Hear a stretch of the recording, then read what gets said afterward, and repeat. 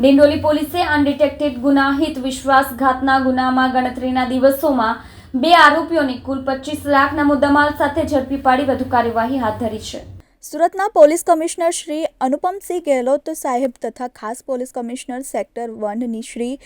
વાબાગ Jamir Dindoli police station ખાતે દાખલ થયેલ ગુનાહિત વિશ્વાસઘાત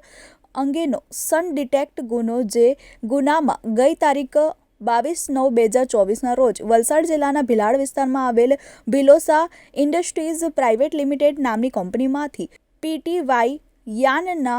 કાર્ટૂન નંગ 637 કિંમત ₹25 લાખનો દુર્ગા ટ્રાન્સપોર્ટ સુરતનો માલ ટ્રકમાં ભરી truck driver Surat Durga transport આવવા નીકળ્યો હતો અને તારીખ 24/9/2024ના રાત્રે 9 વાગ્યાના સમય દરમિયાન ટ્રક ડ્રાઈવરે ટ્રકમાં ભરેલ માલ માલિકની જાણ બહાર સગે વગે કરી ટ્રક ડિંડોલી પોલીસ સ્ટેશન વિસ્તારમાં બિનવારસી મૂકી દઈ નાસી ગયો હતો, જે અનડિટેક્ટ ગુનો શોધી કાઢવા સૂચના અને માર્ગદર્શન આપ્યું હતું. ડિંડોલી પોલીસ સ્ટેશનના પોલીસ ઇન્સ્પેક્ટર શ્રી સૂચના અને સીધા માર્ગદર્શન હેઠળ સર્વેલન્સ સ્ટાફના police sub inspector LH Masani surveillance સ્ટાફના પોલીસ માણસો સાથે પેટ્રોલિંગ હતા. તે દરમિયાન મળેલી ચોક્કસ બાતમીના આધારે ઉધના મગદલા રોડ ઉપર આવેલ રૂપલ ઇન્ડસ્ટ્રીયલ સોસાયટી વિભાગ 2માં પ્લોટ નંબર 49 ખાતેથી આરોપી રિંકુ મુન્ના ખટીકને પીટીવાય